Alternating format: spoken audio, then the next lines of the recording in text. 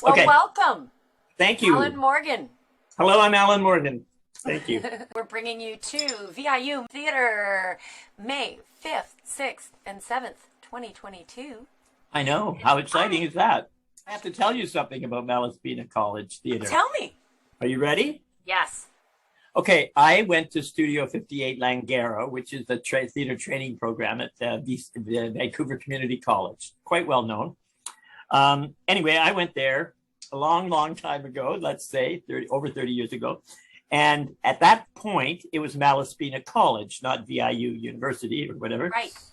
And they had a theater training program there as well. And so it was mostly a technical program there, and ours was mostly a performers program. So we would take one show from Studio 58 to that theater every year. It was my first show was Hosanna, and it was brought to that stage, and we played for a week in Nanaimo. So it was the first time I performed sort of quasi-professionally because I was in Studio 58. You were a student at the time, yeah. Yeah, so and here I'm coming back to it. This play is I Walked the Line. Mm-hmm. What was the initial moment or spark that ignited the making of I Walked the Line? Well, first of all, it's based on my life, So I was the mail clerk in a belonging to one union, working for another union, and we went on strike, and so that started it. But what was the genesis of the play itself, I guess, was Mary Dupre, who's formerly the general manager of the Belfry and lives in Saltaire now. And has a theater company had a theater company called the Other Guys Theater. And I was having a pretty hard time after this job fell through when they, the day I went back from my strike, they fired me, they discontinued me.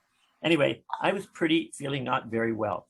And Mary, because she's one of those people, sent me a letter, which I got in the mail, out of the blue. And it said, here's a check. We had some extra money. Who has extra money? In theater. Yeah. So she said, we had some extra money and we're commissioning you to write a play about whatever you would like. And we will produce your play. We will give you 2 workshops with the director and pay for everything. We will give you 5 designers to design your set, lights, costumes, and sound. And we will give you an initial 5-day production in Victoria. And that was all gratis so that I would have a piece of theater that I could flog around and that would sort of, keep me in the biz. So that's how it started. And I'm entirely grateful to her for doing that. And this time, finally, because of COVID and all that sort of stuff, the number of times I've performed this, she's never come over to the mainland. So she'll be able to see it finally for the first time in a long time. So she is coming. Okay. But what is the message of the play? I think there's a few messages of the play, Andrea. I mean, it's the initial run in Vancouver, which my good friend Susan McFarlane saw, and she's an actor and quite experienced, and I think quite a great actor. And she went to see the show closing day in New West. And so it was a matinee and I was finished early. And so I got home and I phoned her and I said, hey, what are you doing? Do you want to talk about my play? And she said, okay. And I went over to her place and she said, I don't think you know what you've written at all, Allan. And I said, well, what do you mean by that? And she said, this was her interpretation. You've written a play for women, about women, with women sort of as the central character, because most of the people that I was on strike with were secretaries and clerks.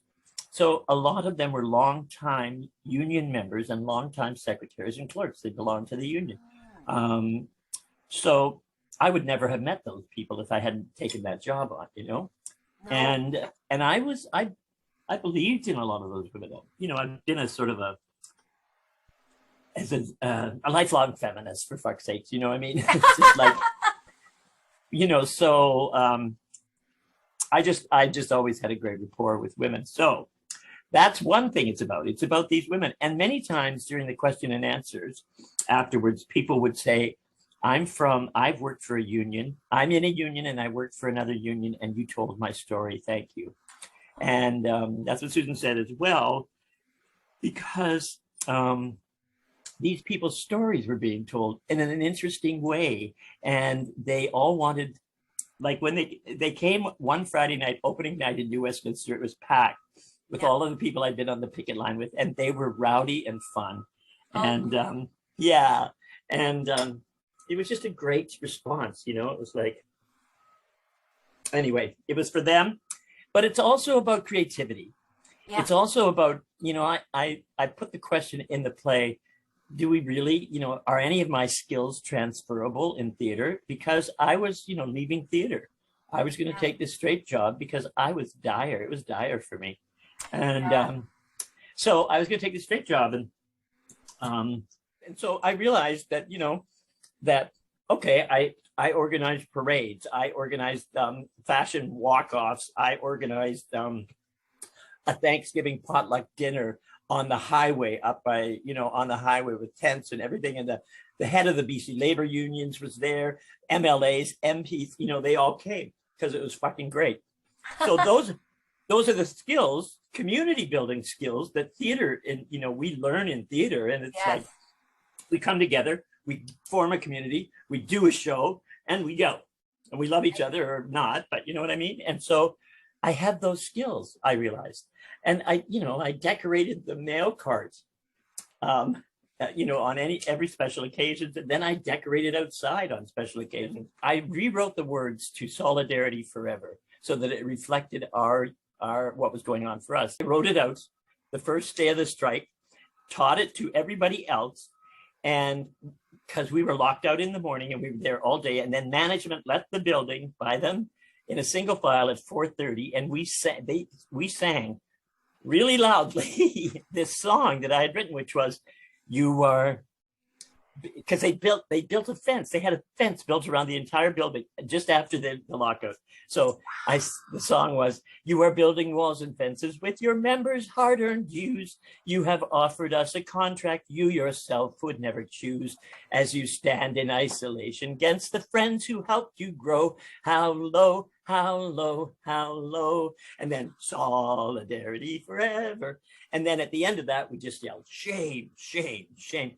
But all the women knew it. The women knew it. And when some of them came to the first showing in Victoria, on Facebook, I saw other people write to them, "Did you sing Al's version of Solidarity Forever? Did you sing it?" And they did. Like, they fucking broke out in chorus. They remembered it.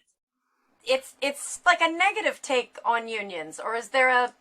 No, I don't, or not, all right, sorry, a negative take on management. And it certainly is in this case, because, and I'm not naive enough to, my union dicked me around as well, at the end of it, because mine was a negotiated position and they should never have been allowed to discontinue it, not the other union. And they just did, because they had personal grudges against me because I was so vocal on the picket line. Right. And I was, in social media, I was calling them out every day because it was bullshit. They were trying to take sick days away from secretaries. Like, fuck, how do you color that any nicety? That's worse than Steve Bezos, for fuck's sake. Period. This is something I would like to tell you. I do a question and answer period after every show. So because it's my show and I just like it. I like to interact with people. I like to find out what they thought and hear their stories. So I get to know the audience, some of them quite well. It's about creativity. It's about, I'm gay, so, I don't shy away from that at all in the piece. And so, I'm waving the rainbow flag and I do a little bit of drag. It's not anti-union at all.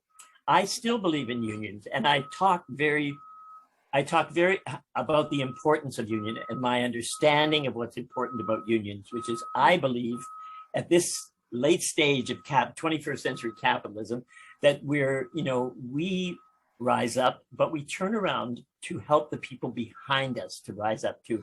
It's not about everybody just getting to the top and leaving people behind. That's happening far too much. So I think unions, that's what they should be. So I didn't come down against my union, but the president of my union came to opening night in New Westminster with his wife, and he endorsed it. In many ways, unions are sort of in the news right now. So like this new, Amazon finally, unionizing, the Starbucks unionizing. And so, if we're going to, the reason unions happened is so that the workers could stand at the same level as management, because of the more of them there are, they can sort of appear to be as wealthy or whatever. They have clout. Yeah. And if everybody was becoming a billionaire, to be fine. But, the select group of people are just stepping on the rest of us. And it's like, in order to talk to them, unions are going to have to be even more important, because these people don't even live in our country. No. They're multinationals. They don't care. They're probably all controlled by Putin. Putin. I talk a lot about theater because I left theater to come to that. I compare what is going on in that situation to what I would go through in the theater. And so there's very much an understanding of theater in it as well. And one of the things that somebody told me out of the blue, her name is Catherine Levinsky, I think. She said, because I'd announced publicly I was stepping away from the theater and taking a straight job. And she sent me a private email that said, I'm so sorry because I've seen you on stage many times. You don't know me, but I'm sad that I won't see you again. But she said, I want to tell you this. I was a modern dancer. I was a dancer for many years, and I had to transition because of my body. Couldn't sustain that kind of work. And she said, I will tell you this, Allan, your world will expand and grow. And that was, and that happened almost immediately to me. And I didn't know her at all. And I thought I should write you an email or something. But then one day on the bike path, coming home from work at the nurses union, I looked across the street and I knew her picture from Facebook. And I said, excuse me, are you Catherine Levinsky? And she went, yes. And I said, I'm Allan Morgan. And we just dropped our bikes. And it was very cool. Because I told her, it's absolutely true what you said. Your world will expand and grow. So it's also about theater, and it's about stepping away from it. It's about, it's about all those things. So all of them are in there. Oh, okay. Imagine people leaving the theater at the end of the play. Yeah. You're a fly on the wall. Yeah. What conversations would you like to hear?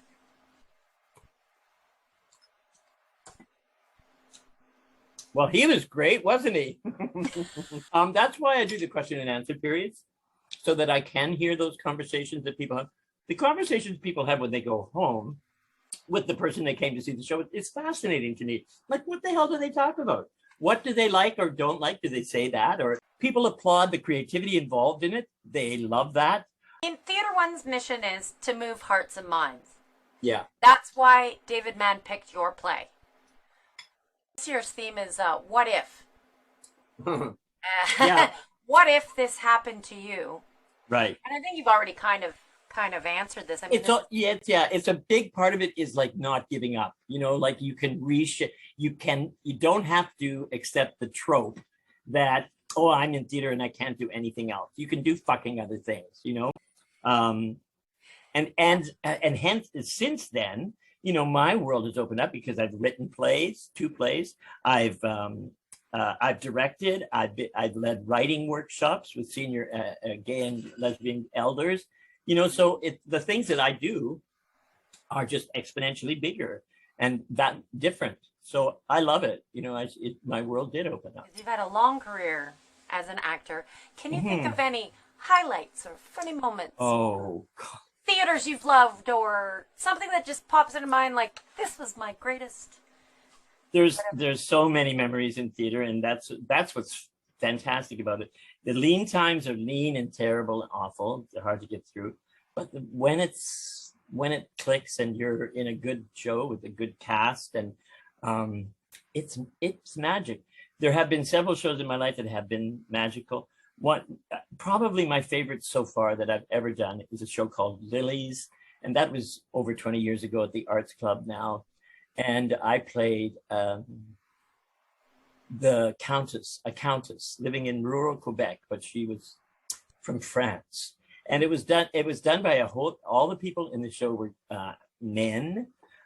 because we were supposedly in a reform prison system. And anyway, to get back at somebody, and it was a beautiful story, and I loved that character so much. I just inhabited that woman's character, and I won the Jessie Award for it that year for Best Actor. And John Moffat was in it with me, and he died. That was his last show. He died of AIDS shortly after that, and I loved him. So that was a great one. There's been one of the funniest things I ever heard from, as you mentioned, what would you like people to say as they're leaving? I did a show called I Am My Own Wife. Now, I'm not in drag for all of my shows, but this is another one.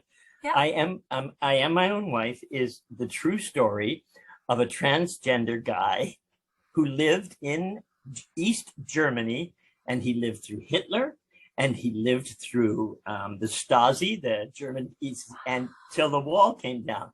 And he had long gray hair, and he dressed in women's clothing, and he was a man and transgender.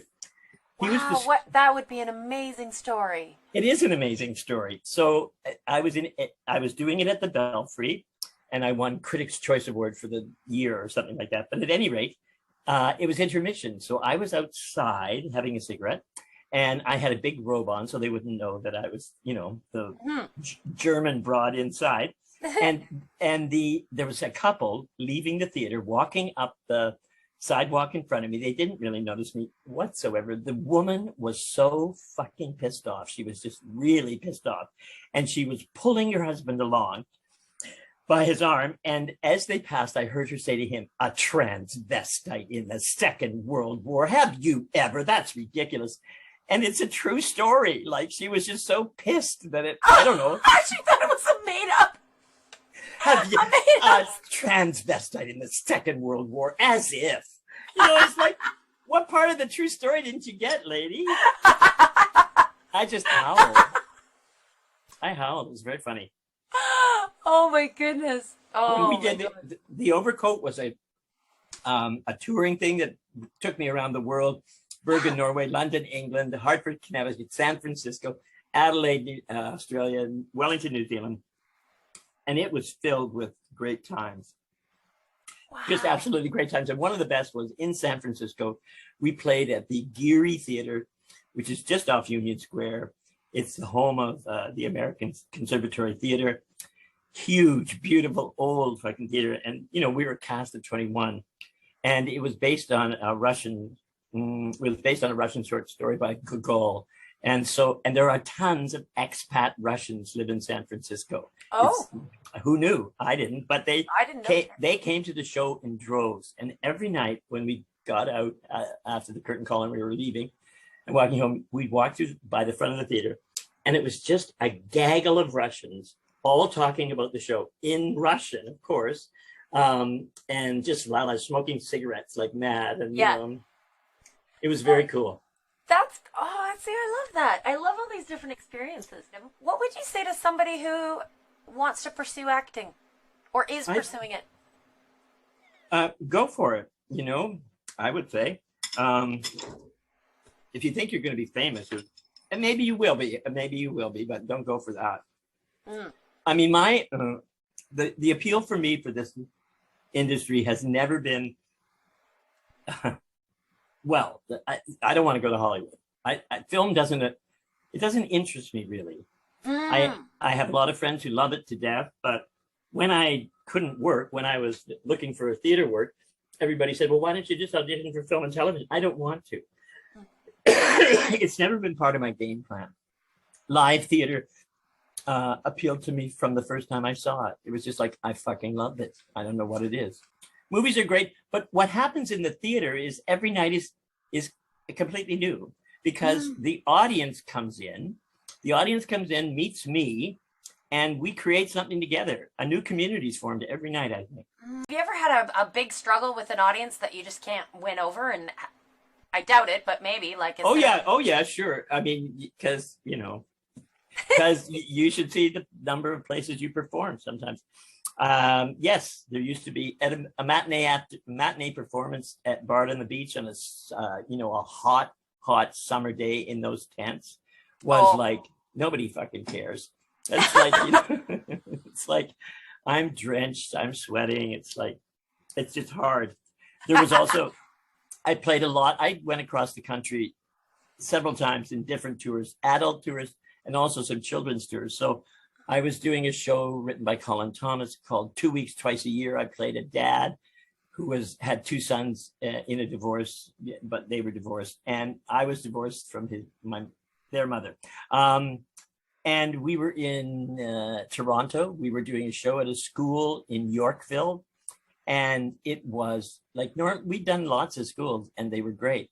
Yorkville, I don't know what the fuck these, because everybody's wealthy, these kids, right? And they're just like entitled white people, and and they were just talking through the show. It's in a gymnasium, so we don't have a sound system or anything like that. So it was really near the end of the show, and they were just blah, blah, blah, blah, and the teachers weren't fucking doing anything. So I stopped the show and I said, listen, we don't have to be doing this. So if you're not going to stop talking, we're going to stop doing this. So, you decide. And if the teachers could help, that'd be really great, because I just fucking shamed them. So the whole thing came to a stop. They looked at me and I was like, and my two buddies that I was acting with, Tim and Bob, I think the guy's name was, they just looked at me and went, now we really got to deliver. I asked about moments, I asked about highlights, Yeah. I asked about anything that might encourage people to generally come to the theater performances. Yeah. I question unions, but I come down ultimately on their side. My father was a steel worker. You remember the Steelworkers Union? My mother was a nurse and she belonged to a union. My aunt was the president of the Guelph Labor Council. My older brother was in a union for 25 years. So I'm a union kid. And I believe in that. I believe in solidarity. I believe in the collective bargaining process. But unions are subject to corruption, just as industry is. And, there's doesn't mean that everybody at the top is a Zelensky, because there's lots of Putins in that industry too, So, yeah. And then one of the greatest things for me, ultimately in the long run, was I was treated despicably by this union, by the brass of this union. And so when my show was done in New Westminster, there's a jumbotron on each side of the bridges going in and out of New Westminster. And my management, the people that were the management, would traverse that bridge twice a day. They'd go back and forth because I knew where they lived and I knew where they worked, right? So they would see that sign, which was me, Alan Norma Ray, holding up the strike thing, right? Yeah. I Walked the Line, by a play by Allan Morgan. And so it would be ground into their face every fucking day. And so when I heard about this, someone took a picture for me and I was like, oh my God. I phoned my friend Janice, who was sort of the labor consultant that was on strike with me, but she was a longtime union gal. And I phoned Janice and said, have you seen the pictures of me on the Jumbotron? And she said, I told her about them. And she was like, oh my God. I said, they might have won the fucking battle, but I won the war. Yeah. Have there been any consequences, like, since you've done the play that are maybe good, favorable or not favorable? Lots of favorable ones. Yeah, no, lots of favorable ones. There was a member of the executive who I knew quite well. I mean, when I started to work there, and she was a lesbian, and and I was a gay man, and we both knew that about each other, and we had some nice conversations. Well, once we went on strike and she was management, never heard from her again, and she was like vile to me. And so I just I would see her in the neighborhood because I think her lover lived around here, and I would she would say something and I just walk right by. I had no time for, she was a bastard to me. But one time I was going to the Women's March and I was getting on the SkyTrain and the doors open and she was standing right there looking at me and she said, oh, you're coming to our march, are you? And I said, it's not your fucking march, and just walked away and went to another door. Anyway, I saw her on the street once. She came up and approached me and I was taking a picture, and then I saw it was her and I just turned around and I started to leave and she said, please don't leave. And I said, why? Tell me something. Why shouldn't I not leave? She said, because I want to say something to you. I want to apologize to you. I did not know what was going on with you in the during the strike, we were told many different things than what was actually happening, propaganda, right? And I said, okay, maybe, sure, yeah, well, Okay. I accept your apology, maybe, I'll give you the benefit of the doubt. And then, but I'm not gonna, chat with you for anything. And then she said, I said, well, I'm going to do it again. She said, I know. And I said, how do you know? She said, well, we were told that we're not allowed to go. Now, this is a grown woman. She's like 60 fucking 5 years old. She's, she's an elected representative of a nurses union, and she's told by her executive she can't go. What are you? To a And play. yeah, to a play, because they didn't want so when I heard that the union, that the executive was telling people they couldn't come to the play, I thought, I fucking won. I just rattled their chains. They are so rattled that they're disallowing people to come to my play. Wow, that's like a cult. Yep, it is. And they were vile people, the Cruella, baby Huey. They were both cut. That's another great thing about writing your own play, right? Because both of those people they did vile things to me in private, and I get to tell the audience what they did, tell them my names for them, and then after I tell them the two stories, I go, and I put both those. I never had much to do with them after that, but I put both those incidents away in a file that I called "Maybe I'll write a play one day."